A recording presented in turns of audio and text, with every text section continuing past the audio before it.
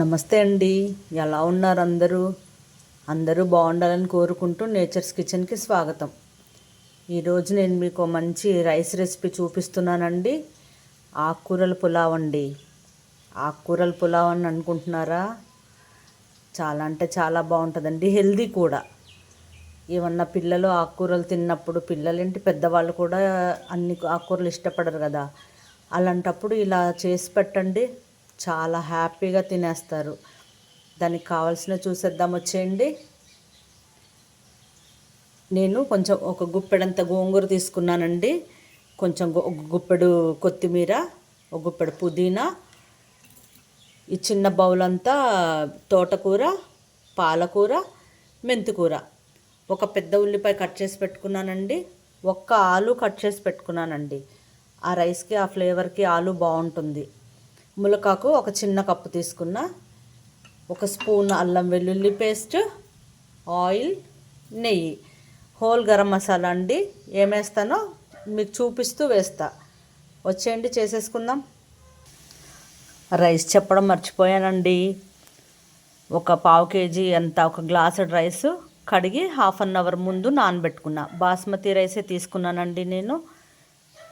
Stove మీద కుండ పెట్టేశానండి. స్టవ్ వెలిగించేసుకుందాం. కుండ కొంచెం వేడవ్వాలండి. కుండ వేడైపోయింది. ఆయిల్ వేసేస్తున్నా.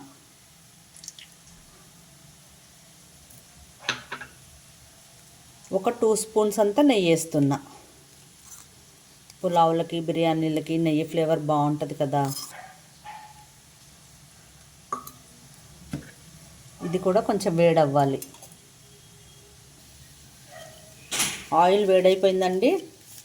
ముందు 2 బిర్యానీ ఆకులు వేస్తున్నా. ఒక 2 ఇంచుల చెక్క వేసా. ఒక స్టార్ పువ్వు వేసా, అనాస పువ్వు అంటారు కదా. 2 ఇలాచీ వేసా. ఒక 4 లవంగాయలు వేసా. కొంచెం షాజీరా వేసా. ఒక జాపత్రి చిన్న ముక్క వేసానండి. ఇవి కొంచెం ఆయిల్లో వేగాలండి. ఆ మసాలా ఫ్లేవర్ మొత్తం ఆయిల్కి పట్టేస్తుంది అన్నమాట.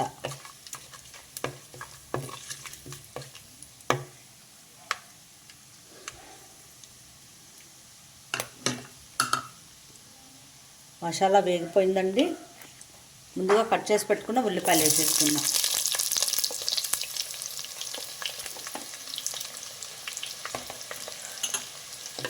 ఈ ఉల్లిపాయలు కూడా బాగా కొంచెం వేగాలండి, ఎర్రగానే వేగాలి.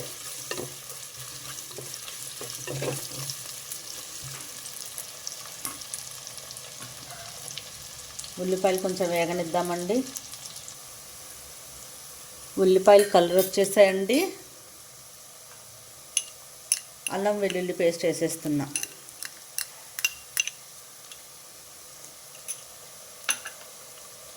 ఇది కొంచెం పచ్చివాసన పోవాలండి.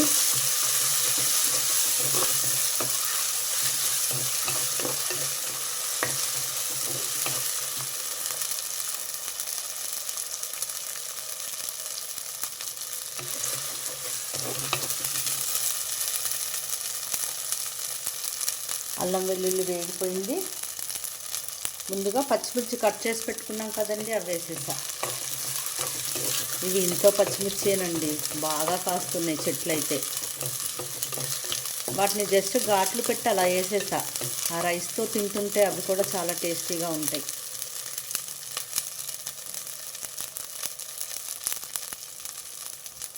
పచ్చిమిర్చి ఆ మసాలా అంతా వేగిపోయింది.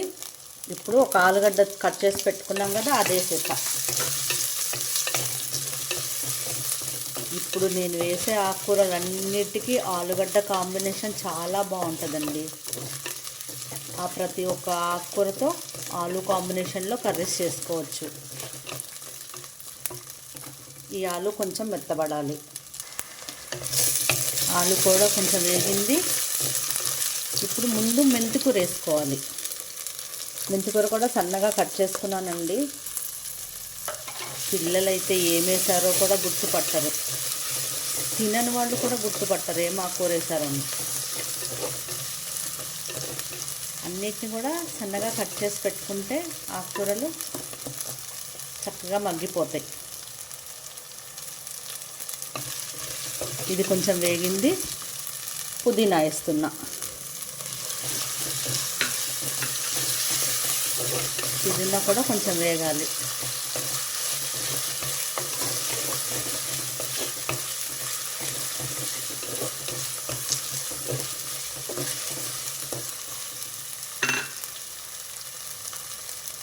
పుదీనా కూడా వేగింది. ఇప్పుడు ములకాకు వేస్తున్నా. ఒక చిన్న కప్పు తీసుకున్నా, అది కూడా కొంచెం వేగాలి.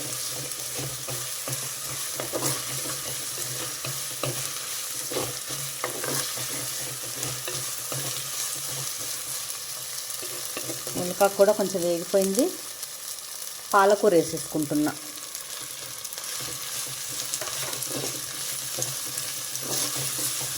తోటకూర కూడా వేసేసా. ఈ ఆకుకూరలో వాటర్ వస్తుందండి, కాబట్టి మనం రైస్కి వాటర్ పోసేటప్పుడు చూసుకొని పోసుకోవాలి. నేను ఒక గ్లాసు రైస్ తీసుకున్నా కదండి, ఒక 1.5 గ్లాస్ వాటరు బాయిల్ చేసి పోసుకుంటా. ఇది కూడా కొంచెం మగ్గిపోయింది. ఇప్పుడు గోంగూర వేసేస్తున్నా. ఇన్ని ఆకుకూరలు వేస్తే ఎలా ఉంటుంది అనుకుంటున్నారా? చాలా బాగుంటుందండి. మెయిన్ ఇన్ని రకాల ఆకుకూరలు తింటున్నాం కదా మనం, అన్నీ హెల్తీయే.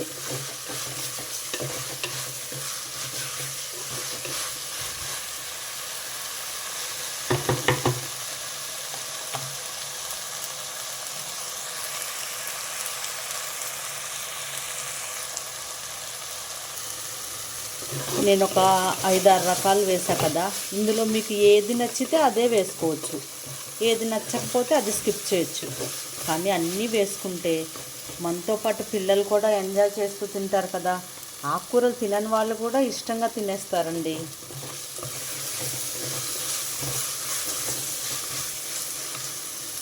ఈ ఆకుకూర వేగిపోయింది, కొత్తిమీర వేసేస్తున్నా.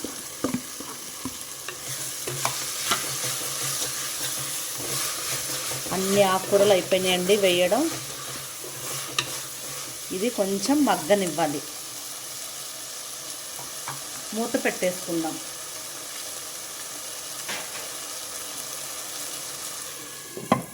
స్టవ్ సిమ్లో పెడదాం.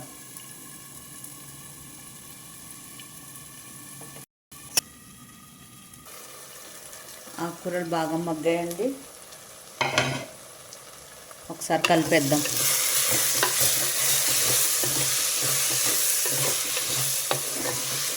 ఆలు కూడా ఉడికింది. కడిగి పెట్టుకున్న రైస్ ఉంది కదా, దాంట్లో వాటర్ తీసేసి ఇందులో వేసుకుందాం. స్ట్రెయిన్ చేసుకోండి వాటర్ లేకుండా. దీన్ని కొంచెం కలపాలి. ఈ మసాలా అంతా రైస్కి పట్టాలి. ఆకుకూర మసాలా అదంతా రైస్కి పట్టాలి.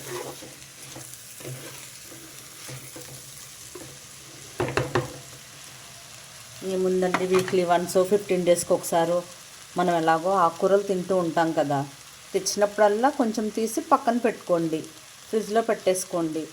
ఒకేసారి ఒక 4-5 ఆకుకూరలు అవుతాయి కదా, ఒకరోజు ఇలా చేసేసుకోండి.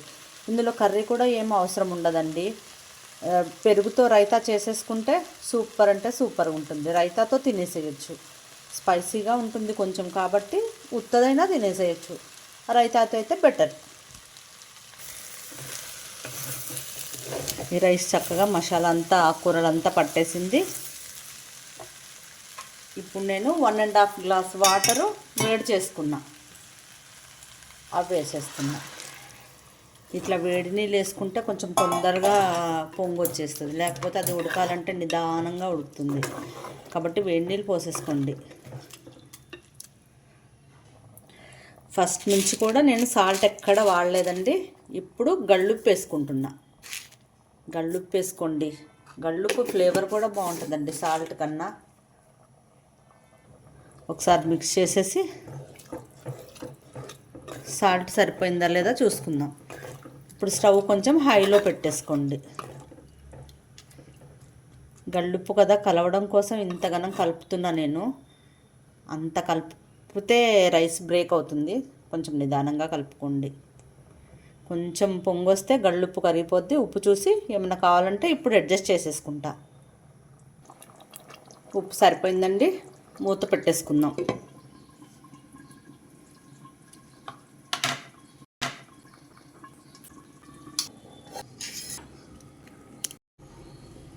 రైస్ ఒకసారి చూసుకుందామండి.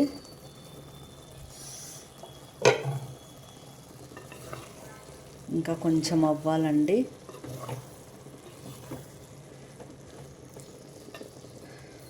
ఆ స్మెల్కే తినేసేయాలనిపిస్తుందండి. ఇంకోసేపు మూత పెట్టేద్దాం.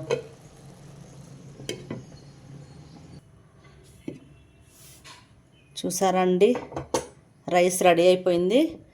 రైస్ ఉడికింది అనుకోవటానికి గుర్తు ఇట్లా బెండ్ అవుతుంది అనమాట. రైస్ పైకి ఇలా నిలబడి బెండ్ అవుతుంది. అలా అయిందంటే మనకి పర్ఫెక్ట్గా ఉడికినట్టు. బౌల్లో తీసుకుందామండి. చూసారా అండి, వేడి వేడి ఆకుకూర పులావ్ రెడీ. ఆకుకూర అంటే ఒకటే కాదండి, 5-6 రకాలు వేసా. మీరు ఎన్ని ఆకుకూరలు ఉంటే అన్ని రకాలు వేసుకొని చేసుకోవచ్చండి. రైతా కూడా చేసి పెట్టుకున్నా.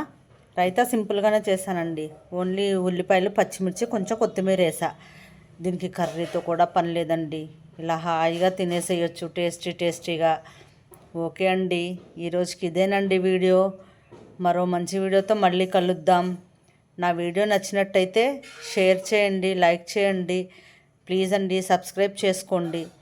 మీరు సబ్స్క్రైబ్ చేసుకోవడం వల్ల నేను మరిన్ని వీడియోస్ తీయడానికి ఛాన్స్ ఉంటుంది. ఓకే అండి, బాయ్.